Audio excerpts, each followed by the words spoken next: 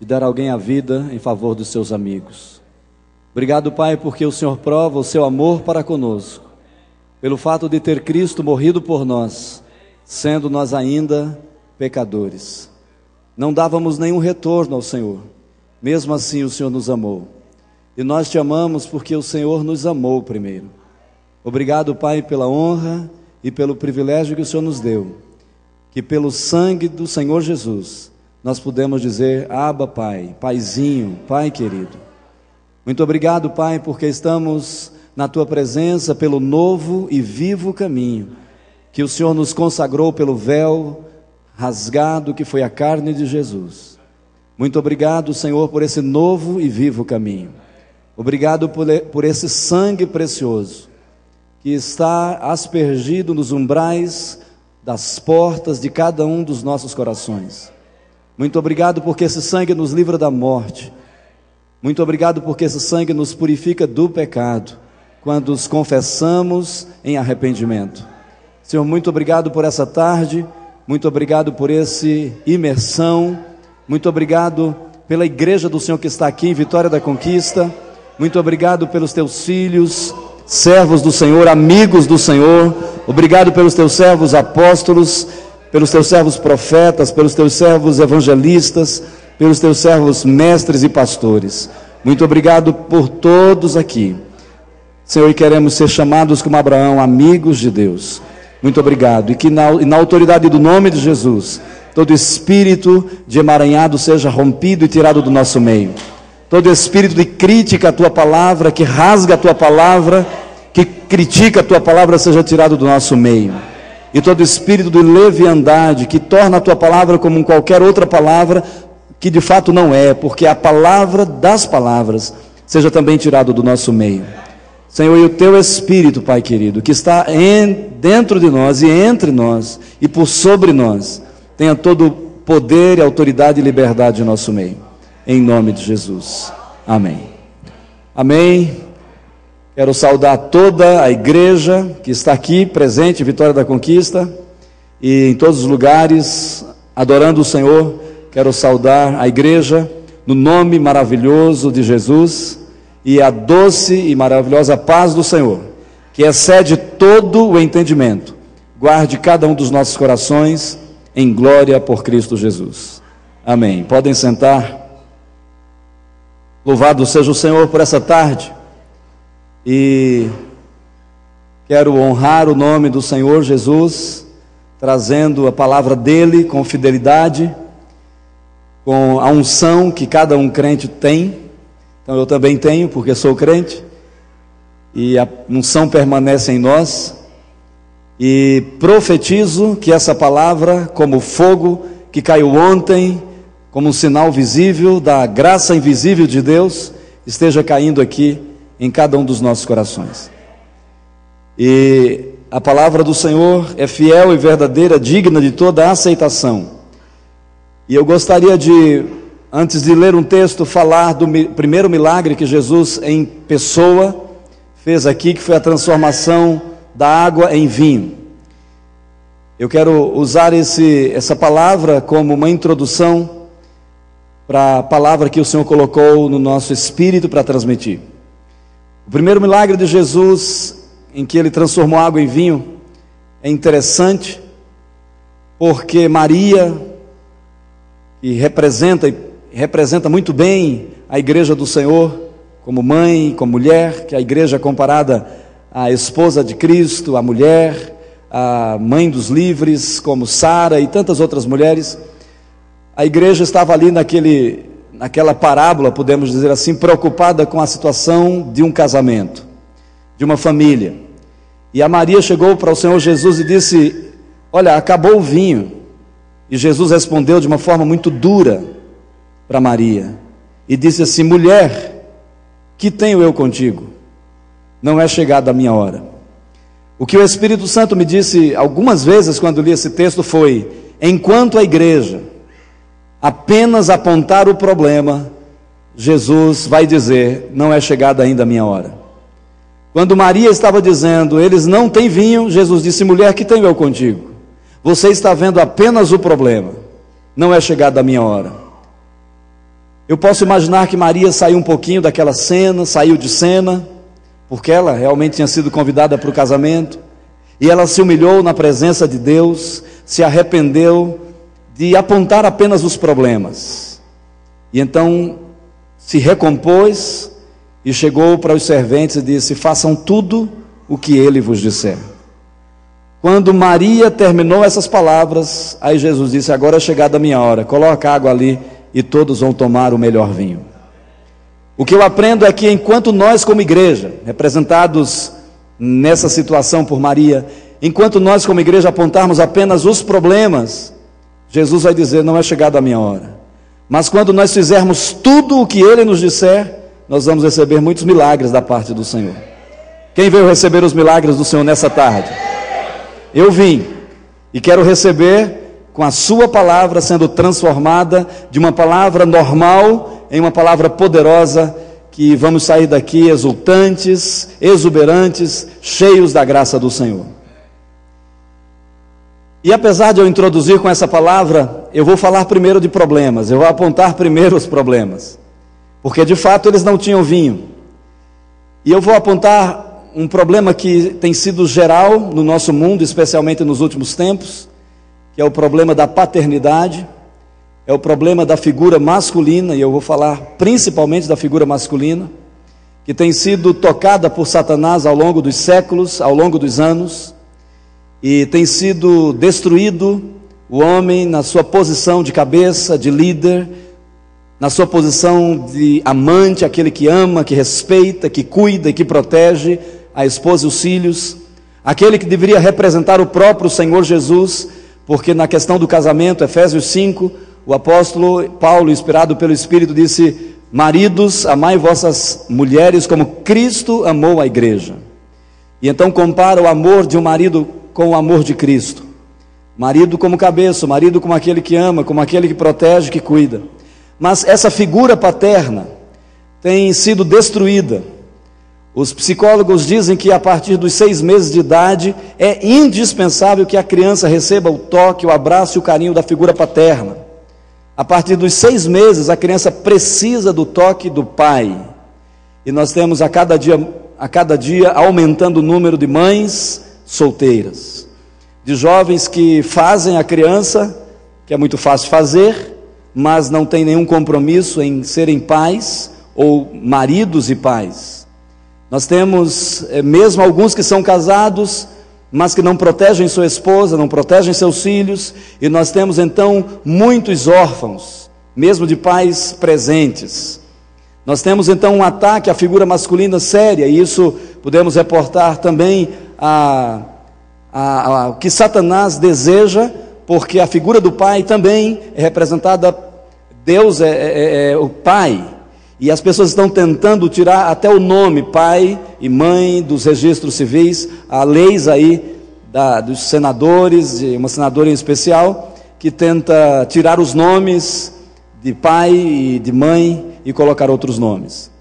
Então eu estou falando aqui para filhos, eu também sou filho, mesmo aqueles pouco mais de anos também são filhos, e mesmo que seus pais morreram, continuam sendo filhos no sobrenome, na lembrança, naquilo que alguém fala: você é filho de fulano. Mesmo assim nós somos filhos, mesmo que tenhamos pais que já partiram. E os nossos problemas como filhos são muitas vezes os problemas que tivemos de relacionamento com os nossos pais. E eu quero falar, então, apontar esse problema e falar de 3 tipos de pais, e à medida que o Senhor for falando, nós queremos ser ministrados pela palavra de Deus. A igreja não pode mais continuar superficialmente vivendo. O profeta disse que naquela época já curavam superficialmente as feridas do povo. E ele disse: curam superficialmente a ferida do povo e dizem paz, paz, quando não há paz. É possível que nós como igreja possamos vir ao culto, adorar ao Senhor como o povo de Deus costuma adorar, e sair pelas portas dos templos, ou dos congressos, ou dos seminários, ou dos chamados shows, que não é uma boa palavra para crentes usarem, porque show é exibição, e a palavra certa para crentes quando se ajuntam é adoração, é culto, é compromisso com o Senhor. mas é possível que uma multidão de crentes saiam dos templos, das canções, dos momentos de canções, de adoração, e saiam dos templos vazios, porque tem famílias com problemas, destruições familiares, emocionais e espirituais. E eu espero e desejo que o Espírito Santo toque no coração de cada um aqui, como tocou no coração da igreja de vocês que se encontra lá em Santo André, da nossa igreja, domingo passado, em que preguei essa mesma mensagem. E todos ali, sem exceção, foram tocados pela palavra do Senhor, na questão de restauração de paternidade. O primeiro texto, nós vamos ler 3 textos, e cada texto é um tipo de pai. O primeiro texto está lá em 2º livro dos Reis, capítulo 24, a partir do versículo 18, até o versículo 7 do capítulo 25. 2 Reis, capítulo 24, do versículo 18 até o versículo 7 do capítulo seguinte. Assentados como vocês estão, acompanhem a leitura, que diz assim: Tinha Zedequias a idade de 21 anos, quando começou a reinar, e reinou 11 anos em Jerusalém. Sua mãe se chamava Amutal, e era filha de Jeremias, de Líbna. Fez ele o que era mal perante o Senhor, conforme tudo quanto fizera Joaquim. Assim sucedeu, por causa da ira do Senhor contra Jerusalém e contra Judá, a ponto de os rejeitar da sua presença. Zedequias rebelou-se contra o rei de Babilônia. Sucedeu que em o 9º ano do reinado de Zedequias, aos 10 dias do 10º mês, Nabucodonosor, rei de Babilônia, veio contra Jerusalém, ele e todo o seu exército, e se acamparam contra ela, e levantaram contra ela tranqueiras em redor. A cidade ficou sitiada até a 10º ano do rei Zedequias. Aos 9 dias do 4º mês, quando a cidade se via apertada de fome, e não havia pão para o povo da terra, então a cidade foi arrombada. Todos os homens de guerra fugiram de noite, pelo caminho da porta que está entre os 2 muros, perto do jardim do rei, a despeito de os caldeus se acharem contra a cidade em redor. O rei fugiu pelo caminho da campina. Porém, o exército dos caldeus perseguiu o rei Zedequias e o alcançou nas campinas de Jericó. E todo o exército deste se dispersou e o abandonou. Então o tomaram preso e o fizeram subir ao rei de Babilônia, a Ribla, o qual lhe pronunciou a sentença. Aos filhos de Zedequias mataram à sua própria vista, e a ele lhe vazaram os olhos, ataram-no com 2 cadeias de bronze e o levaram cativo para a Babilônia. Amado Jesus, eu não quero apenas apontar o problema, mas eu quero falar dessa falta de vinho nas famílias, mas eu quero dizer que nós queremos fazer tudo o que o Senhor nos disser. Queremos entregar essa primeira parte da Tua palavra para que o Senhor mesmo fale conosco. Amém. Quero falar do primeiro tipo de pai, é o pai cego. O pai que não enxerga o porquê dos problemas que estão acontecendo na família. O pai que não enxerga a dificuldade pelas quais sua própria família está passando.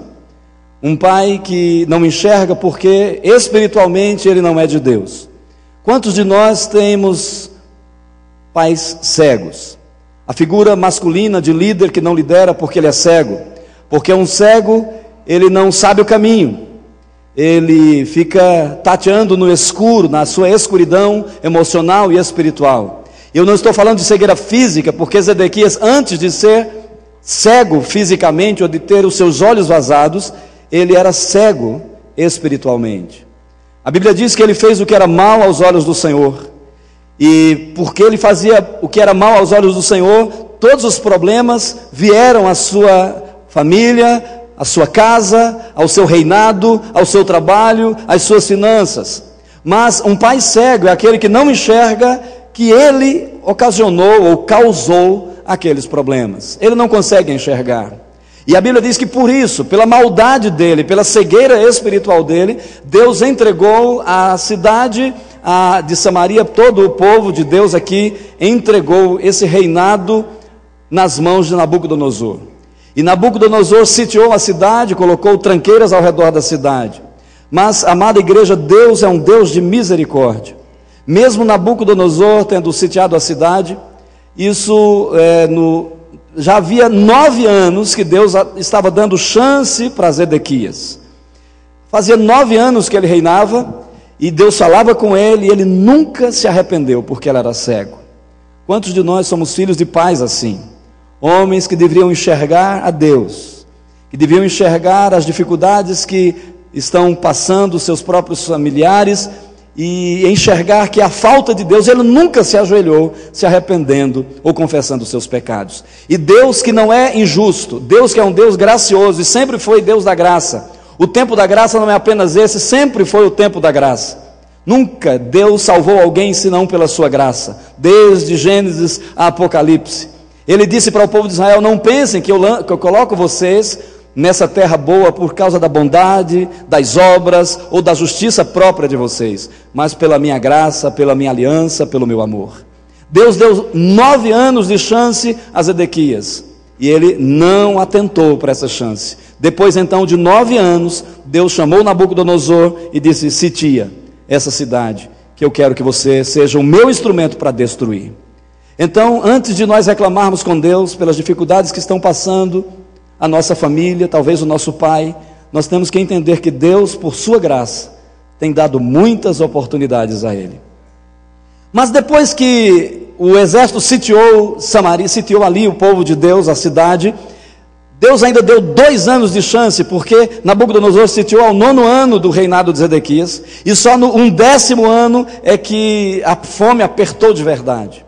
Queridos filhos, muitos de nós passamos dificuldades, até fome, às vezes não fome de pão, mas uma fome de carinho, uma fome de uma cobertura que devia, porque o nosso pai é cego. A figura paterna tem sido cego, ele não nos enxerga. E o texto diz que então num 10º ano, quando a cidade se via apertada pela fome, e não havia pão para o povo da terra, então a cidade foi arrombada. Então quando isso representa famílias que já estão destruídas, praticamente destruídos. O divórcio já aconteceu, um filho está cada um para o seu lugar, às vezes tem um filho na igreja, o outro no mundo, às vezes as famílias que eram de Deus e hoje caminham longe do Senhor, porque a cidade já foi arrombada, as coisas já aconteceram. E o texto diz que o exército, os homens de guerra, todos fugiram juntamente com o rei. O rei preferiu fugir a se arrepender. O rei preferiu fugir a buscar uma solução diante de Deus. Quantos homens, quantos nossos pais têm fugido? Fugido da sua responsabilidade, fugido de estarem junto com a esposa, de resolverem seus problemas, de dizerem: não, eu errei esse tempo todo, nosso filho está nas drogas porque eu errei, porque eu não fui pai, porque eu não estive presente, porque eu adulterei. Mas dificilmente temos um pai assim, que venha reconhecer, porque esse pai é cego, esse pai não enxerga. Zedequias não enxergava nada e ele fugiu. E então o texto diz que ele fugiu a despeito dos caldeus estarem ali cercando a cidade. E então você conheceu o texto triste, que fala que o rei dos caldeus, todo o exército ali tomou de volta, as pessoas abandonaram o rei Zedequias, e ele foi trazido como cativo junto com seus filhos. E queridos, o que o texto diz é que a última visão que Zedequias teve foi a morte dos seus filhos. A última visão que Zedequias teve, física, foi a morte dos seus filhos. Eles decapitaram os filhos na presença daquele pai. Isso significa que muitos filhos estão sendo decapitados, muitos filhos estão nas drogas, muitos filhos estão sem identidade, não sabem se são homens, se são mulheres, se querem ser homem, mesmo tendo nascido assim. A rejeição é tão grande, a falta de amor é tão grande, que eles não decidem a sua identidade de macho ou fêmea, como Deus criou. São filhos decapitados, degolados à vista do pai, à vista daquele que deveria proteger e cuidar. Não tem nenhuma solução para a vida de muitos desses filhos. A última visão que Zedequias teve foi os seus filhos serem mortos. Depois, então, profeticamente, ele teve seus olhos vazados, e ele foi então viver fisicamente como toda a vida espiritual ele viveu. Ele começou o restinho dos anos de vida dele, ele viveu cego fisicamente, como também foi todo o tempo em que ele viveu. O que significa, o que essa mensagem, essa parte da mensagem serve para nós? Nós somos igreja do Senhor, mas nós sabemos, e não adianta nós tentarmos tapar o sol com a peneira, como diz o ditado, ou fingir que isso não acontece, mas nós sabemos que nós temos muitas dificuldades. Muitos filhos, até de pastores, sabem que seus pais não os têm enxergado. Quantos filhos acham, meu pai não me enxerga, meu pai não sabe emocionalmente o que eu estou passando? Quando você é adolescente e você tem a sua primeira paixonite aguda, seu pai nunca ficou sabendo e você tem medo até de contar, porque ele é cego emocionalmente, ele não sabe te dar uma palavra e te explicar como deve ser, o tempo, o modo, ele não enxerga. Você prefere conversar com seu colega do que com seu pai, mesmo ele estando na igreja. Aquela figura que devia representar a figura de Deus, não sabe nada sobre você. Quantos pais, figura masculina, que nunca conversaram com a filha? Eu sei que esse é um papel mais da mãe, conversar sobre a primeira menstruação, mas era interessante, quem sabe, o pai ter uma sensibilidade e poder conversar com a filha sobre um assunto tão importante quanto esse. Mas o pai é cego. Quantos filhos, mocinhas e rapazes estão na igreja, mas o coração está lá no mundo, estão sendo tentados por tantas fantasias do mundo, mas você não consegue contar para o seu pai, que seria a tua cobertura, porque ele não te enxerga, ele não te vê. Essa cegueira é chamada uma cegueira emocional, e isso pode acontecer na igreja, que quando aquele pai for ver a última visão que ele vai ter, quando ele abrir os olhos, vai ser você morto, não você, que eu espero que hoje sejam todos curados, mas muitos filhos que não estão aqui, ou que não têm a oportunidade de ouvir uma palavra e ver os seus pais restaurados. Quantos filhos olham para o seu pai e dizem, meu pai é cego, ele não enxerga a minha mãe, e você vê a sua mãe chorando porque o seu pai maltrata a mãe, até dentro da igreja. O seu pai, você vê que ele fala em línguas na igreja, mas em casa ele maltrata a sua mãe, ele não é carinhoso com a mãe, a sua mãe. E há uma frase, principalmente nos cultos de casais, que diz que a melhor coisa que um pai deve fazer para os filhos é amar a mãe deles. Mas quantos pais são cegos e não enxergam a beleza da sua esposa? E quando não enxergam a beleza da sua esposa, eles são cegos também para com os filhos. E aí você fica lá no cantinho sofrendo, chorando, vendo o teu pai maltratar a tua mãe, aquele que deveria amar e respeitar e cuidar, está maltratando sua mãe. E às vezes você ouve ele falando algum elogio para alguma moça bonita da televisão, ou do meio da moda, ou até, quem sabe, até da igreja. E então você vê que o seu pai é cego. E às vezes quando esse pai vai enxergar, a última visão que ele vai ter é o filho morto espiritualmente. O filho que não quer mais estar na igreja, o filho que abandonou a palavra, o filho que diz, eu não quero Jesus do meu pai, porque meu pai é cego. Esse é um tempo de filhos serem restaurados, de pais serem restaurados. Eu sei que essa palavra pode ser muito dura, mas muitas vezes eu fui cego em relação aos meus filhos. Muitas, em algumas ocasiões, claro, talvez eu fale muitas, mas uma só já seria muito, porque às vezes uma cegueira em um momento pode causar um trauma, uma dificuldade no filho. E eu gostaria de, nesse primeiro ponto, passar aqui, porque é mais uma ministração. Toda vez que a palavra é lida, nós temos que ser ministrados. Zedequias é um homem que representa muitos pais, cego espiritualmente, nunca se humilhou. Você não vai ver ele chamando o profeta, mesmo os 2 anos de cerco, ele não disse, venha cá esposa, vamos ver o que está acontecendo com a nossa família. Quanto tempo faz que não há uma reunião familiar, onde o teu pai, o teu marido, muitas esposas que estão aqui, te chamou para uma conversa, dizer, vamos pensar no porquê dos nossos problemas. E se vamos chamar um profeta de Deus para falar por que nós estamos passando tanta dificuldade, por que nós estamos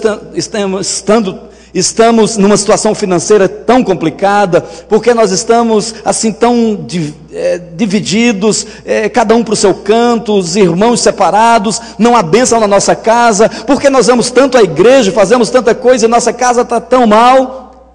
Há quanto tempo faz que você teve uma reunião dessa? Já teve alguma? O teu pai chamou, Zedequias nunca chamou. Zedequias não chamou um profeta naqueles 2 anos de cerco, não chamou uma vez, 5 minutos para dizer, se humilhar, no mínimo se humilhar, e dizer, profeta, será que eu não estou errado? Ele era cego, e os cegos, segundo Jesus, guiam outros cegos, e o resultado é que caem ambos no buraco. Quantas famílias estão indo para o buraco, literalmente? Quantos jovens às vezes estão aqui, Podem, quem sabe um esteja aqui, mas o seu coração está longe daqui. E você está dizendo, não há chance para minha família não é feliz. Eu vou lá, eu canto, eu danço, eu expresso um sorriso, mas o meu coração está chorando. Então eu quero fazer um apelo primeiro aos pais, e quando eu falo pais, eu quero falar hoje para a figura masculina, porque quando essa figura masculina for salva, como cabeça do lar, muita coisa vai acontecer na vida da esposa e na vida dos filhos. Eu quero saber, nesse primeiro ponto da mensagem, se tem algum pai corajoso, que pode vir aqui ao altar dizendo, em algum momento da minha vida eu fui cego, ou cego emocionalmente, não enxerguei a emoção dos meus filhos, não enxerguei o crescimento deles, não enxerguei a necessidade deles, não enxerguei os problemas familiares. Talvez, quem sabe você culpou a sua esposa, ou até seus filhos, ou culpou o mundo, porque o mundo de hoje não adianta ter saudosa lembrança, porque na minha época, meus pais faziam assim, não adianta que esse tempo não volta mais. Hoje nós estamos em um outro tempo. Os princípios da palavra são os mesmos, mas os tempos são outros. Se houver algum pai aqui, pai biológico, pai, que queira dizer, Deus, eu não quero mais ser cego. Quando você deixou de enxergar a beleza da sua filha, você já viu a beleza da sua filha, como ela está crescendo? Porque quando você não vê a beleza da sua filha, o colega de escola já viu faz muito tempo. Ele já viu e está desejando sua filha. E pode ser que se você não abraçar a sua filha e não enxergá-la nas emoções, na necessidade que ela tem, pode ser que em algum momento de fraqueza e de uma tentação muito forte, essa filha caia nos braços desse colega.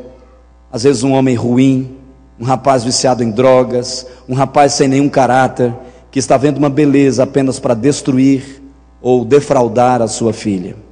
Se algum pai corajoso, que não quer ter o mesmo fim de Zedequias, que não quer, o único dia que ele enxergou foi a morte dos seus filhos. Se você quer isso para a sua vida, eu gostaria que você viesse aqui ao altar, porque nós vamos pedir perdão. Eu quero ajudar, nós vamos pedir perdão. Domingo passado os pais vieram, eu mesmo como pai físico eu vim, porque em algum momento o Espírito Santo falou, você foi cego, e me disse os momentos em que eu fui cego para com os meus filhos, mesmo que tenha sido um momento pequeno da sua vida. Se algum pai estiver aqui e desejar uma restauração das suas vistas espirituais, gostaria de te convidar para vir aqui. Gostaria que você viesse com o coração quebrantado, porque a palavra de Deus diz, há um coração quebrantado e contrito, não desprezarás a Deus. Se preocupe que o terceiro ponto da mensagem é o vinho, é a água transformada em vinho. Por enquanto é só o problema, mas nós estamos buscando a solução. Venha, parece ser vergonhoso para você, mas eu gostaria de te afirmar que é no quebrantamento que Deus entra. Se Zedequias tivesse se quebrantado, as coisas não tinham acontecido do jeito que aconteceram. É tempo de restauração de família. Eu sei que nós brincamos muito, mas é tempo de restauração familiar. É um tempo de pastores serem restaurados como pais, porque às vezes nós cuidamos de tantas ovelhas, esquecemos das nossas ovelhas de casa.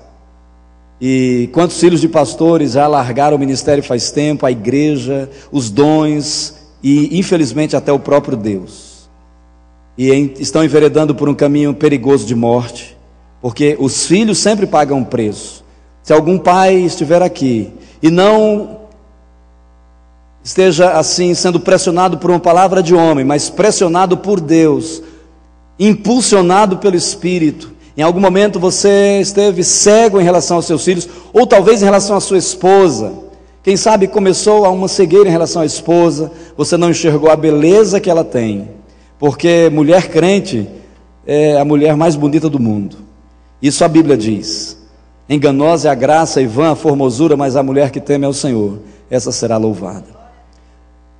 Então, se mais algum pai, porque é fácil culpar a sociedade, é fácil culpar o rei da Babilônia, é fácil culpar o governo, mas é difícil nós dizermos, eu tenho errado.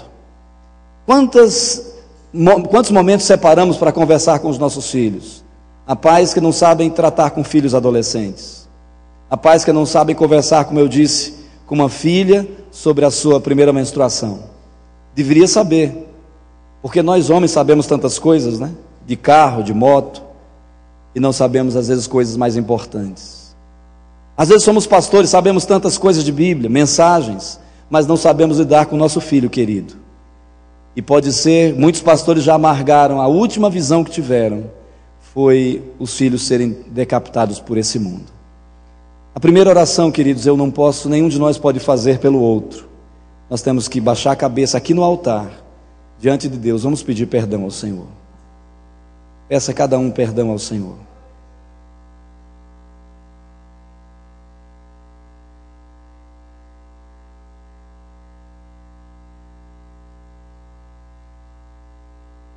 Senhor, os teus filhos estão aqui no teu altar. Uma alma vale mais que o mundo inteiro. Senhor, ainda há tempo. Eu sinto no meu espírito que ainda há tempo para esses pais aqui.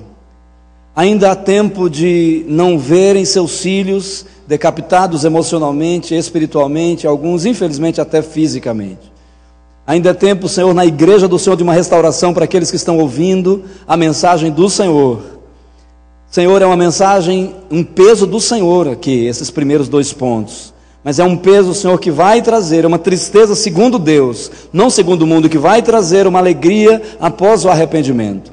Senhor, louvado seja o teu nome por esses pais que corajosamente estão aqui diante do Senhor, não diante de mim, diante do teu altar. Porque nós, como pais, precisamos ter uma visão aberta, enxergar, como a primeira mensagem que nós vimos aqui no Imersão de Quinta, enxergar por meio da janela da nova dimensão, enxergar o que o Senhor está querendo nos mostrar, em relação à nossa família, nosso ministério. Senhor, esses pais estão aqui.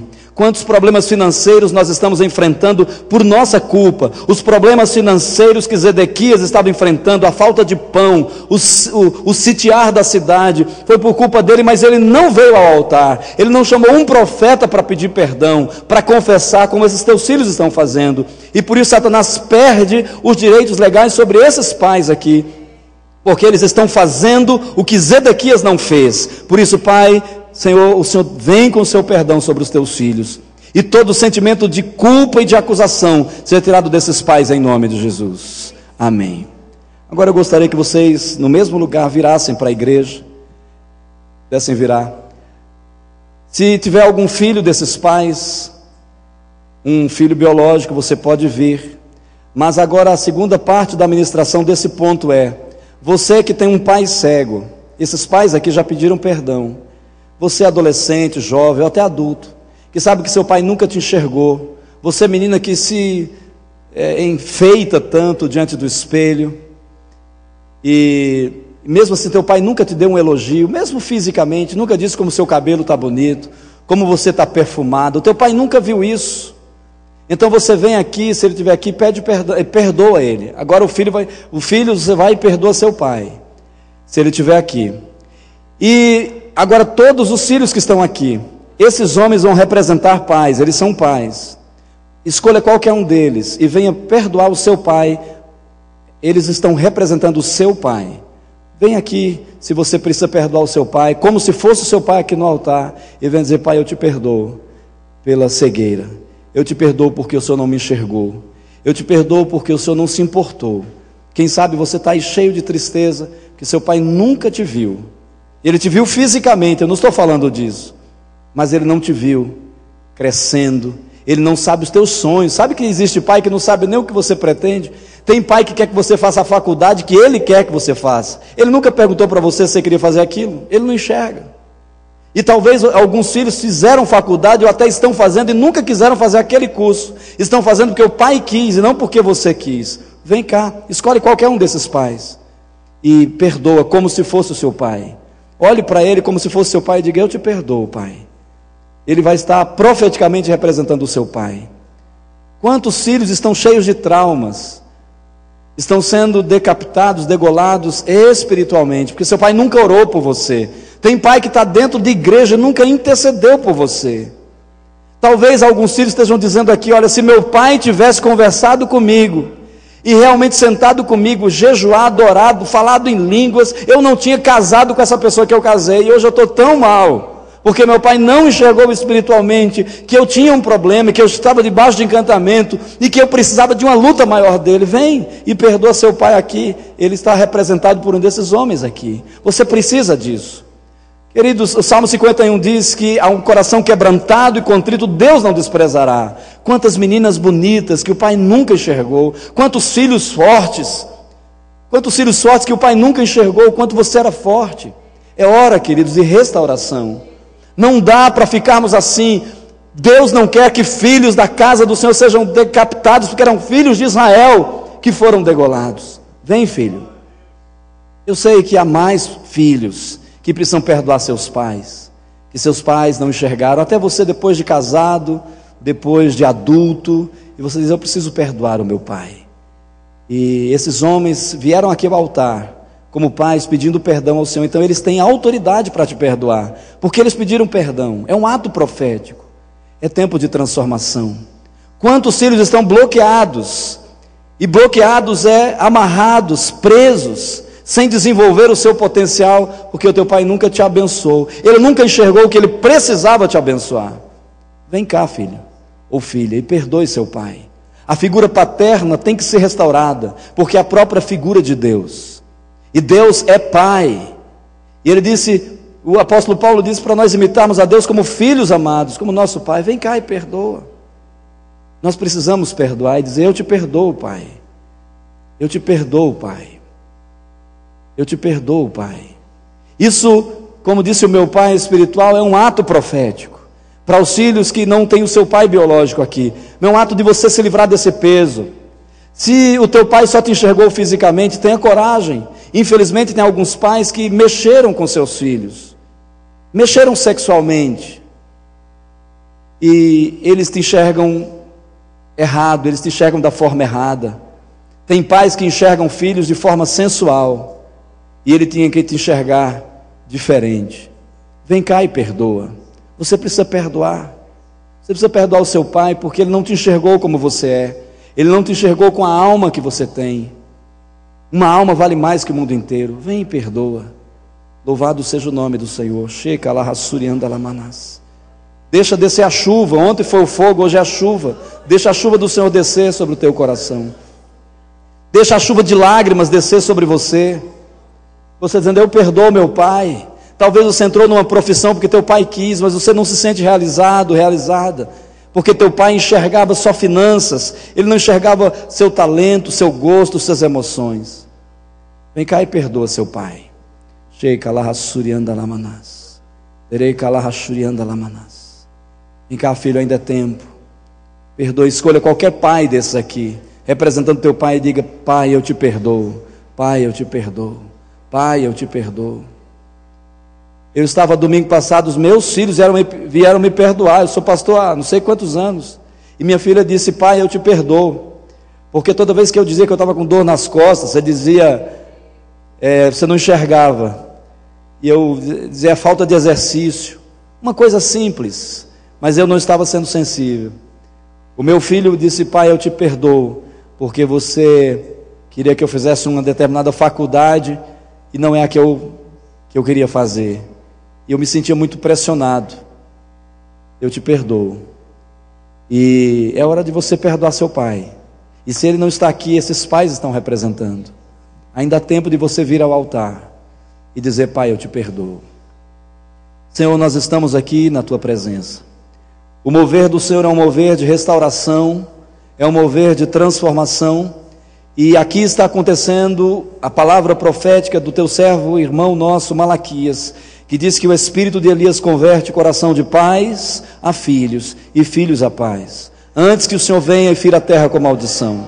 Senhor, que essa transformação de pais e filhos aconteça, Senhor, que esses filhos que estão aqui não sejam mais os mesmos, que haja, Senhor, um romper dos grilhões. Senhor, que esses filhos não sejam decapitados, não sejam mortos na frente dos seus pais, mas venha sobre esses filhos o espírito de ressurreição. Senhor, os filhos que já estão mortos, venha sobre eles o espírito de ressurreição, porque o Senhor disse: eu sou a ressurreição e a vida, aquele que crê em mim nunca morrerá eternamente. Então essa morte que Satanás disse para vocês, filhos, é eterna, para você não tem mais jeito. Jesus disse: você não morreria eternamente. Ressuscita agora, filhos, em nome de Jesus, amém. Vamos aplaudir o Senhor por esses pais. Glória a Deus, louvado seja o Senhor. Podem sentar.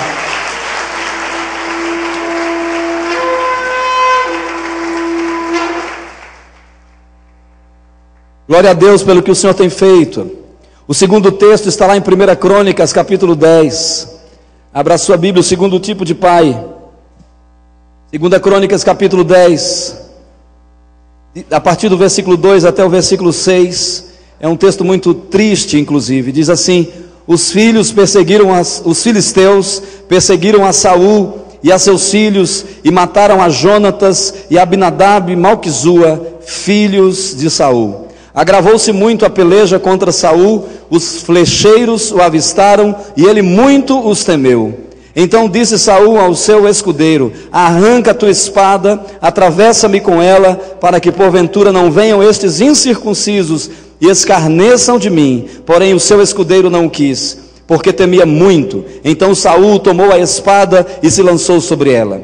Vendo, pois, o seu escudeiro que Saul já era morto, também ele se lançou sobre a espada e morreu com ele. Assim morreram Saul, os seus 3 filhos, e toda a sua casa pereceu juntamente com ele. Esse versículo 6 para mim é um dos versículos mais tristes de toda a Bíblia. Saul morreu, os 3 filhos dele, incluindo Jonatas, um homem de Deus, um crente, um servo de Deus, morreu. Mas o texto triste diz: e toda a casa de Saul pereceu juntamente com ele. Ali as mulheres não morreram, as filhas não morreram, os netos não morreram, mas todos pereceram. A dinastia, a casa, os sonhos, os planos e os projetos morreram com a morte de Saul e dos 3 filhos. O segundo tipo de pai é o pai ímpio. A palavra ímpio é não pio, não piedoso. Saul é uma figura de alguém ímpio, e ímpio com letras maiúsculas. Saul tinha sido ungido pelo profeta Samuel, beijado pelo profeta, ungido com óleo, tomou santa ceia, profetizou, adorou, mas ele era ímpio. O versículo 13 desse mesmo capítulo diz assim: morreu Saul por causa da sua transgressão cometida contra o Senhor, por causa da palavra do Senhor que ele não guardara, e também porque interrogara e consultara uma necromante. Saul era ímpio, ele não guardava a palavra do Senhor em nenhum momento da vida dele. Reinou 42 anos, mas nunca foi crente. Mesmo Samuel profetizando: hoje o Espírito Santo vai mudar o teu coração, mesmo assim ele foi ímpio, como eu disse, com palavras maiúsculas, não piedoso. Que tipo de pai é esse? Primeiro, é um pai descrente. Se alguém tem um pai que não é crente, que não é servo de Deus, seu pai é ímpio, ele não tem piedade, a piedade do Espírito, a piedade de Jesus. Mas é possível que pessoas estejam dentro da casa do Senhor, no Israel de Deus, profetizando como Saul profetizou, em ministérios como Saul tinha ministério, de governo, o governo apostólico estava sobre ele, e mesmo assim ele era ímpio, ele não guardava a palavra de Deus, ele não amava a Deus, ele amava apenas a ele mesmo. Que tipo de pai é esse, filhos? Que nós temos que buscar uma ajuda de Deus para romper com essa ligação. É um pai ímpio, não piedoso, como a palavra do Senhor nos tem dito até aqui, mas é um tipo de pai que ele ama os filhos, ele não é cego, ele enxerga os filhos. Esse pai não é como Zedequias, ele enxergava muito bem, ele queria dinheiro para os filhos, ele queria reinado para os filhos, ele tinha ciúme pelos filhos, ele manipulava os filhos. Quantos filhos são presos por pais assim? O seu pai quer pagar a melhor faculdade, o seu pai quer te dar dinheiro, o seu pai quer que o reinado dele continue, ele pensa em você, mas você sabe que há grilhões, as garras daquele pai estão sobre você. Você por algum motivo se sente prisioneiro, mesmo como crentes como Jonatas. Se nós analisarmos as linhas da palavra de Deus, nós vamos ver que Jonatas era um menino muito crente, era um rapaz de Deus. Ele é um exemplo para muitos de nós. O Jonatas é um exemplo de fé, amigo de Davi e crente. Ele tinha visão espiritual, ele tinha janela com Deus, mas a filho de pai ímpio é tão sério que ele morreu na batalha, mesmo sendo Jonatas. Você, por exemplo, analisa quando Davi, mesmo já moço, ele mata Golias. Jonatas enxerga naquele momento que Davi era o Salvador. Ele enxerga dentro dele, se não é Davi, esse rapaz, eu e minha família estaríamos mortos, e toda a nação de Israel estaria em cativeiro. E ele enxerga Davi como um Salvador, e faz uma aliança com Davi, e ele diz uma palavra a Davi, diz: olha, eu sei que você será o rei, e eu serei o segundo. Esse é um verdadeiro crente que sabe que Deus sempre é o primeiro, que Jesus sempre é o primeiro, e ele será sempre o segundo. Nunca seremos o primeiro, sempre seremos o segundo. Jonatas enxergou assim. Mas, querido, ser filho de um pai ímpio é tão sério que mesmo um Jonatas morre na batalha. E então nós temos sempre visto que esse é um preço que muitos filhos estão pagando por terem pais ímpios assim. Saul, se pudéssemos ficar aqui a tarde inteira falando sobre Saul, poderíamos ficar. Sobre como ele desobedecia a Deus, sobre como ele tinha ciúme do reinado dele, como ele vivia no espírito de competição e de inveja, como o Espírito Santo não aguentou, literalmente, ficar dentro de Saul e disse: eu vou sair, não aguento mais ficar dentro dessa pessoa. E um espírito imundo passou a habitar nele. Um homem que, mesmo conhecendo a teoria da palavra, não vivia a prática dessa palavra, ao consultar uma necromante, uma feiticeira. E um homem que em todo tempo, ele só guardava a palavra que era conveniente a ele. Ele era um pai ímpio. O que acontece? Mais uma vez, os filhos morrem na batalha. E então, se você é filho de um pai ímpio, então quem é que você pode já detectar o que é pai ímpio? Primeiro, se ele não é um servo de Deus, se ele não tem Jesus Cristo, ele é um pai ímpio. Você já deve vir aqui à frente quando eu chamar, quando o Espírito Santo chamar. Se alguém aqui tem um pai que não é crente, não é servo de Deus, não entregou a vida a Jesus, não deixa Deus ser Senhor da vida dele, não vive em pecados, mas é como se vivesse, você já precisa vir aqui, porque nós vamos fazer algumas orações.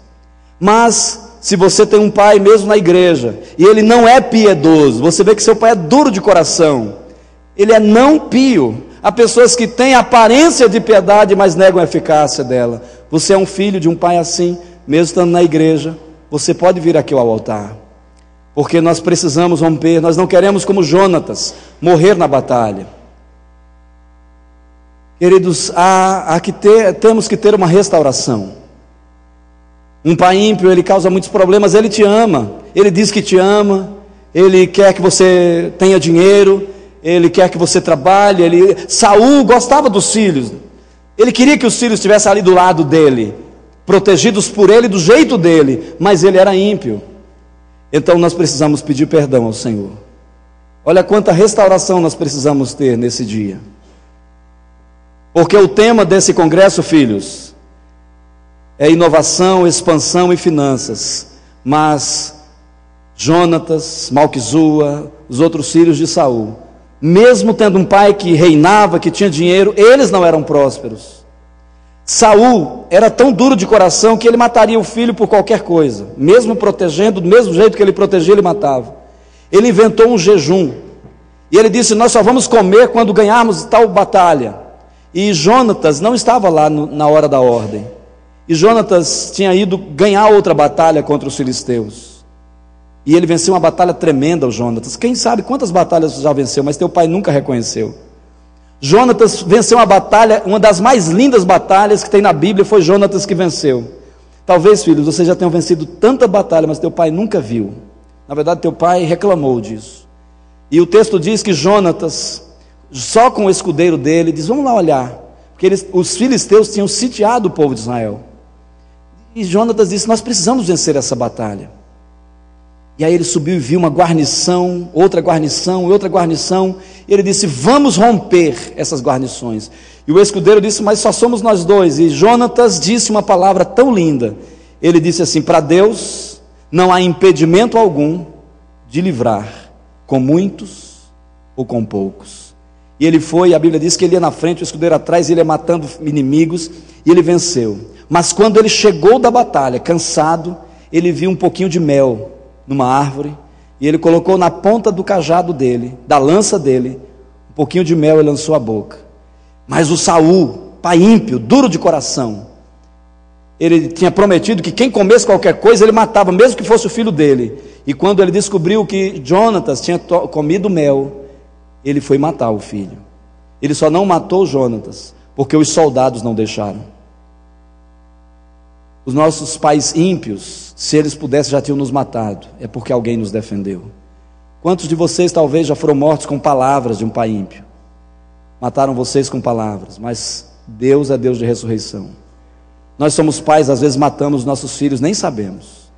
Tem um filme, eu não sei direito o nome do filme, mas parece que é Carta do Pai, Carta para o Pai. Tinha um pai duro de coração. E aí o filho queria sempre estar junto do pai e foi tirar uma foto. E aí quando o filho foi tirar uma foto com o filho colocou a mão no ombro do pai e o pai tirou a mão do filho e disse: sai para lá. Sabe o que o filho disse na carta? Naquele dia o Senhor me matou. Quantos pais não quiseram teu abraço? E aquele filho passou a vida inteira com problemas, o filme trata disso, e ele disse para o pai numa conversa: naquele dia o Senhor me matou, quando numa foto o pai não quis o abraço do filho. Isso é um pai ímpio. Ímpio é não piedoso, ele não teve piedade. Saul não tinha piedade de ninguém. Ele não é cego, ele te enxerga, mas ele também não é piedoso. Então qual a oração que você deve fazer aqui? 2 orações. Em primeiro lugar, você vai pedir a Deus perdão pelo pecado do seu pai ímpio. Dizer: Deus, eu quero confessar o pecado do meu pai. Depois dessa oração você vai perdoar o seu pai. Uma oração pedindo perdão e a outra oração perdoando. Faça isso agora diante do Senhor no altar.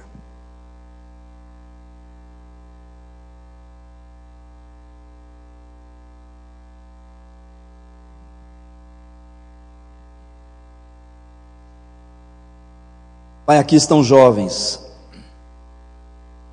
alguns adultos, que já foram mutilados, quase mortos pelos seus pais ímpios. E eles estão nesse altar aqui perdoando, pedindo perdão ao Senhor e perdoando o seu pai. Senhor, o Senhor tem feito uma restauração, porque o Senhor quer fazer essa restauração.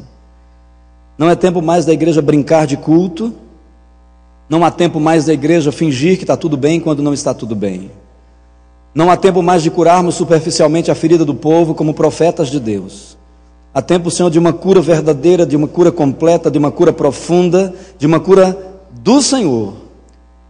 Ontem nós aprendemos que cuidar de nós mesmos é deixar o Senhor nos esquadrinhar. Senhor, esquadrinha o coração de cada um. Mostra para eles quando foi que os seus pais foram ímpios para com eles. Se eles não têm Jesus, ou se eles ainda são ímpios, se eles não são piedosos, se eles não aceitam um abraço, se eles querem que os filhos prosperem, enriqueçam, até querem os filhos ao lado, mas ao mesmo tempo só se preocupam consigo mesmos. Vivem longe da palavra do Senhor, como foi Saul. Senhor, o Senhor está ouvindo a oração e o choro desses filhos. Senhor, se a impiedade veio no momento de que eram crianças, quando houve uma rejeição profunda, Senhor, o Senhor está perdoando esses filhos em relação aos pais. Se houve raiva, Senhor, ódio, amargura, os filhos estão aqui no altar dizendo: eu perdoo meu pai, em nome de Jesus. Pai, por que nós estamos fazendo isso? Porque se eles não fizerem isso, jovens, se vocês não fizerem isso, perdoarem seus pais, o diabo vai matar. O diabo tem direito de matar. A Bíblia diz em Efésios que não dês lugar ao diabo. Significa que quem der lugar ao diabo, ele tem espaço e direito. O lugar que nós possamos dar ao diabo é o nosso ódio, é o nosso pecado, é a nossa revolta. Todos perdoaram aqui? Todos perdoaram aqui? Então eu profetizo ressurreição do Senhor na vida de vocês. Mesmo que alguns já tenham sido mortos em campo de batalha, o Senhor Jesus ressuscita todos os mortos, em nome de Jesus. Podem sentar, queridos, Deus abençoe. Glória a Deus pela vida de vocês.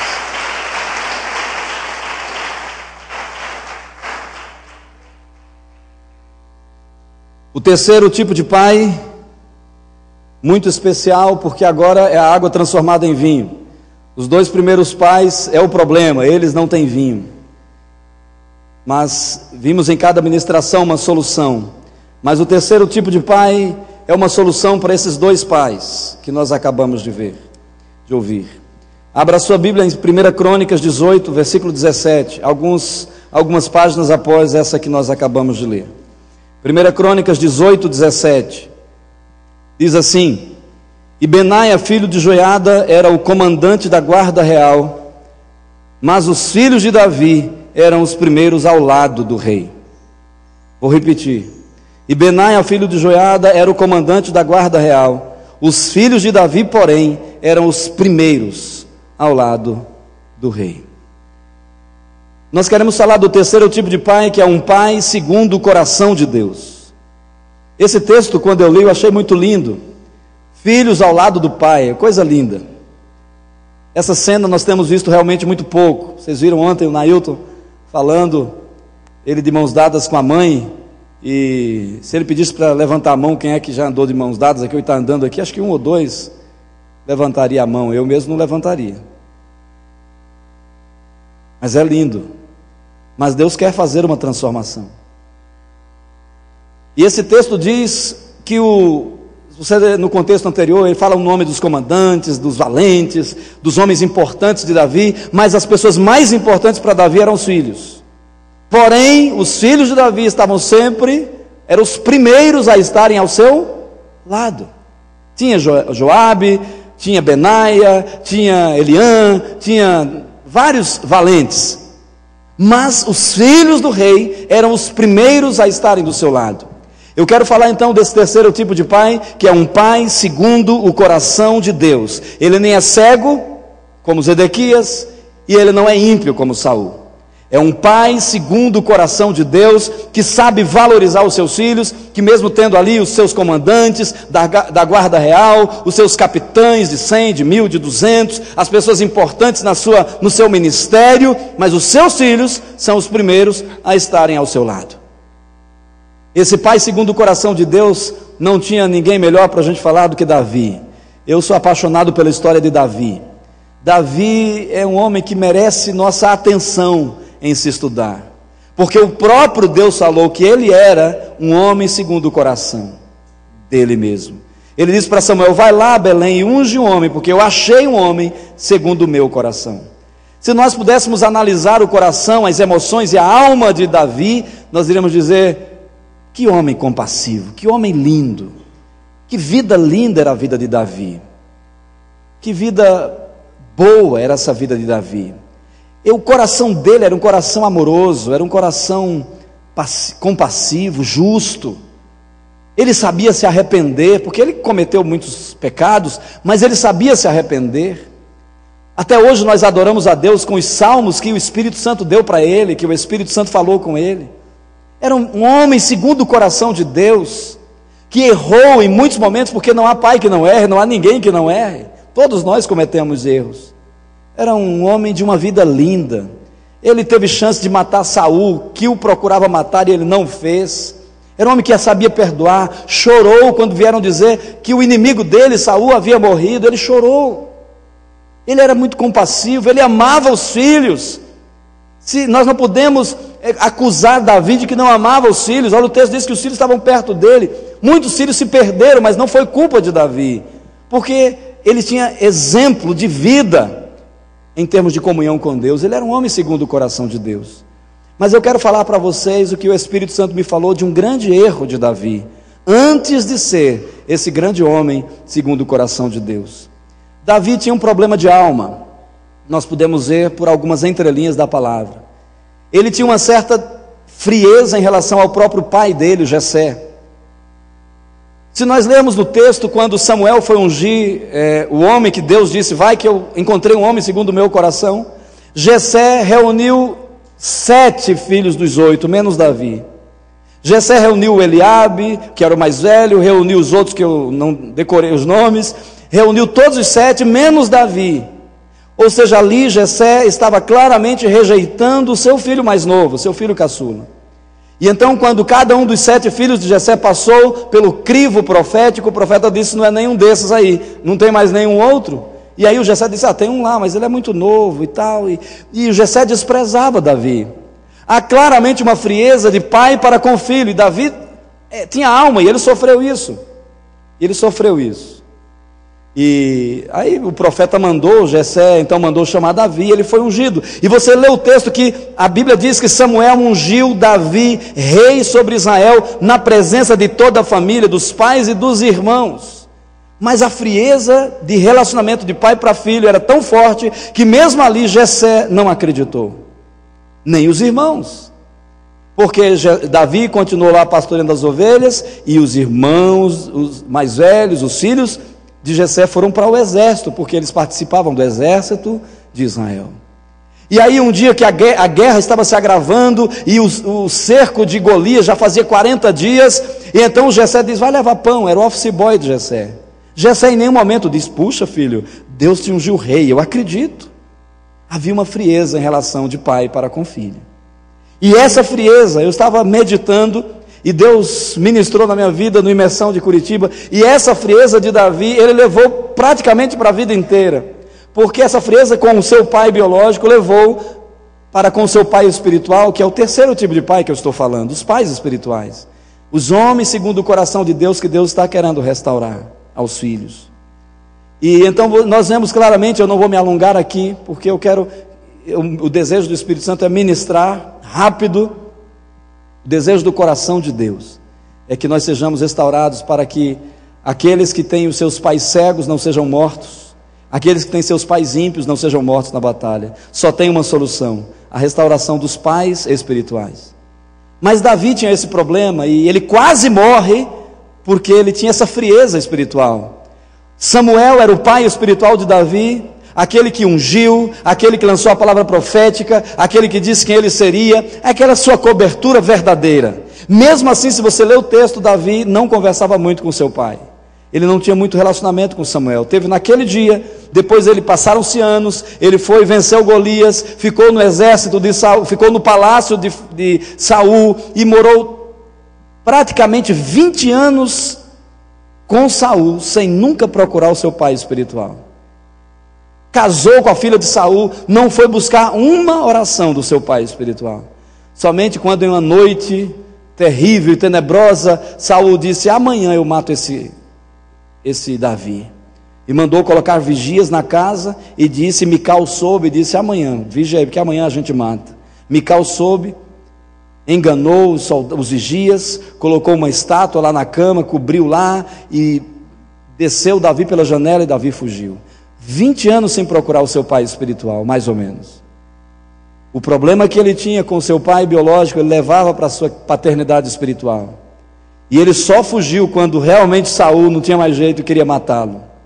Aí ele procurou Samuel em Ramá, e Samuel, já velhinho, um homem de Deus, sabia que Davi precisava de um pai espiritual, o levou para a casa dos profetas, porque Samuel ia morrer logo em seguida, e ele precisava de um pai espiritual. E para não alongar muito, Natã se tornou o pai espiritual de Davi, mas mesmo assim Davi poucas vezes procurou Natã.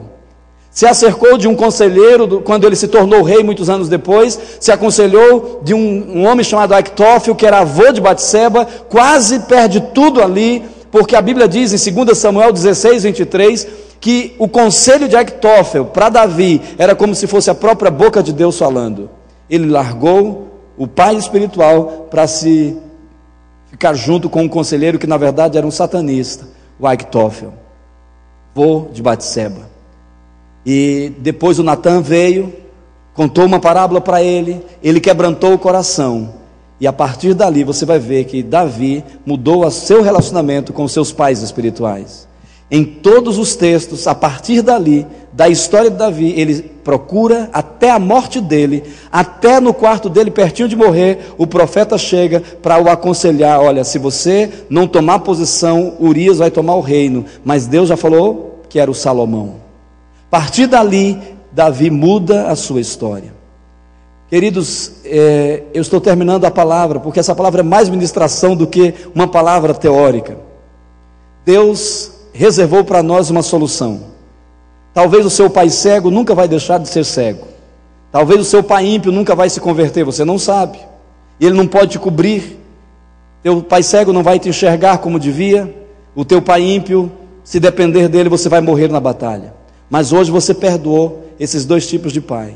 Mas é hora de Deus restaurar os pais espirituais. Deus separou para nós pais espirituais, como separou para Davi, Samuel e depois Natã, e depois o Gade.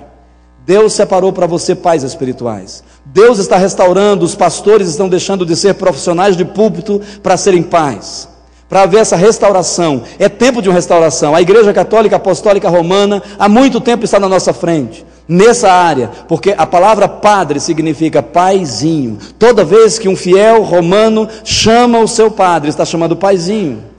Os feiticeiros têm o pai de santo, é a mãe de santo, e há uma estatística que diz que cresce porque as pessoas sentem falta de um pai e de uma mãe, e eles estão à nossa frente. Agora os pastores, os profetas, os apóstolos são profissionais de púlpito de pregação, mas é tempo de restauração de paternidade espiritual.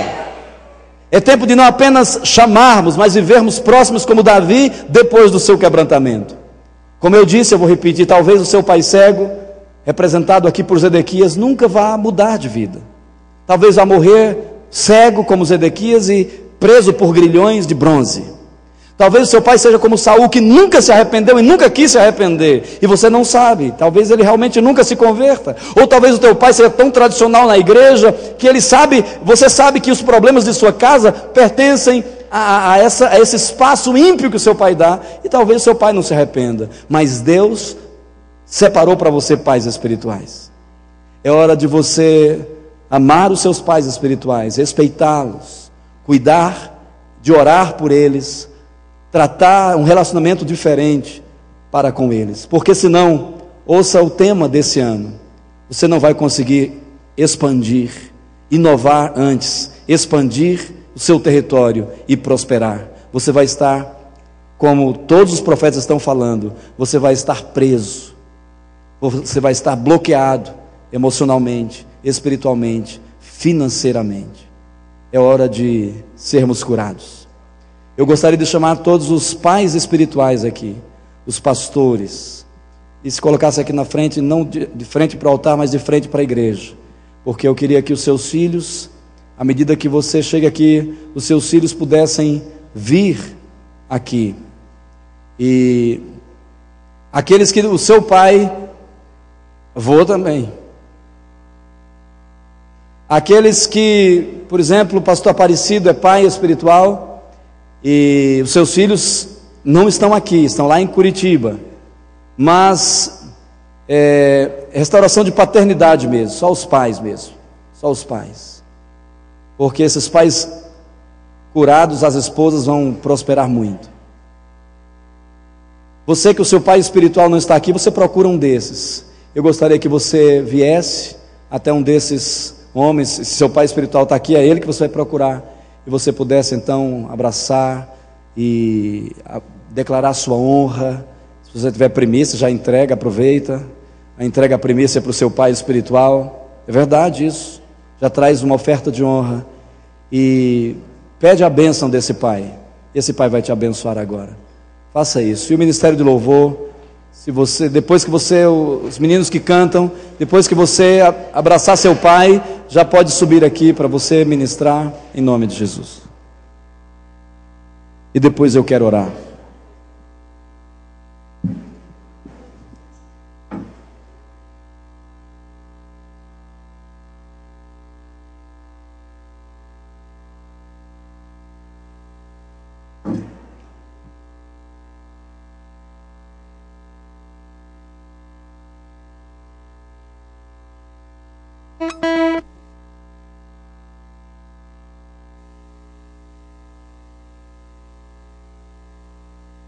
Cantam.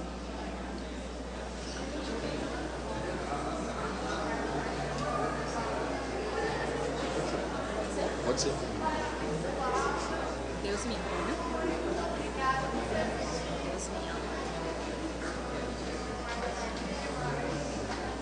A pressão baixa, eu tô assim.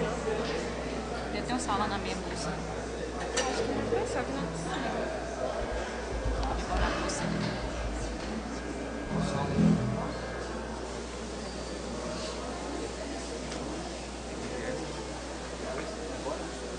Pode? Pode.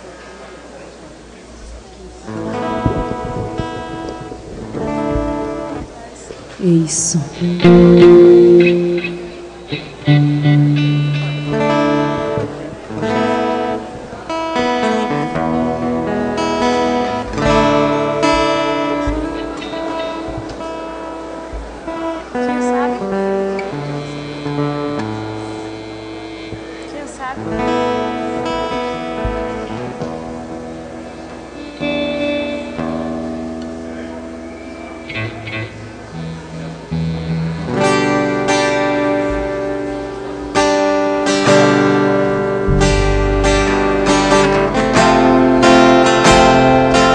enquanto esse louvor é entoado, deixa o Senhor agir na sua vida.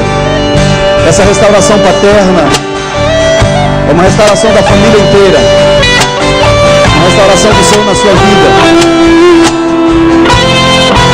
Você de alguma igreja que não tem um pai, o seu pastor é um profissional de púlpito, vem aqui, abraça um desses pais, diz: a partir de hoje eu vou ter um pai espiritual. Depois você procura o seu pastor. Depois você procura o seu pastor. Mesmo sendo assim, um pobre pecador, Deus me ama. Obrigado, Pai. Mesmo sendo falho, mesmo sem merecer, Deus me ama. Glória ao teu nome, Pai. Se eu estou forte, se eu estou de pé, Deus procure me o seu ama. Pai, abençoe, honre, traga a sua primícia. Se eu Deixa Deus estou restaurar na sua vida, seu fraco, relacionamento. se eu estou caído, Ele não deixa de me amar. Glória ao teu nome, Senhor. Sem o seu amor, sem o seu perdão, o que seria de mim? Glória ao teu nome, Senhor. Deus me amou tanto que entregou seu filho pra morrer em meu lugar.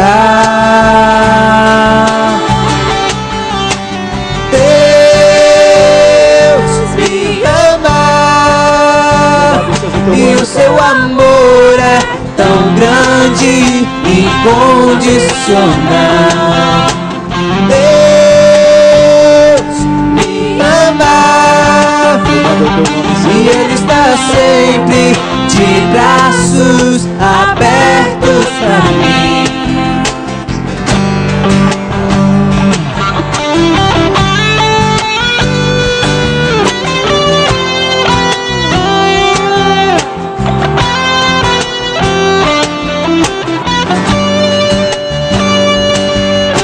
Louvado é o teu nome, Senhor. Louvado é o teu nome, Senhor. Tudo que o Senhor fez nas nossas vidas nesta tarde, por sua chuva, por sua palavra, por sua restauração. Obrigado, Senhor. Obrigado pela restauração de pais a filhos e filhos a pais, maridos a esposas, restauração de famílias. Louvado é o teu nome, Senhor. Se eu estou forte, se eu estou de pé, Deus me ama. Obrigado, Senhor. Obrigado, Senhor. Se eu estou fraco, se eu estou caído, Ele não deixa de me amar. Louvado é o teu nome, Senhor. Sem o seu amor, sem o seu perdão, o que seria de mim? Deus me amou tanto que entregou seu filho pra morrer em meu lugar. Diga! Deus me ama e o seu amor é tão grande e incondicional. Deus me ama e Ele está sempre de braços abertos pra mim. Deus me ama e o seu amor é tão grande e incondicional. Deus me ama e Ele está sempre, todo dia, abertos pra mim. a igreja. Deus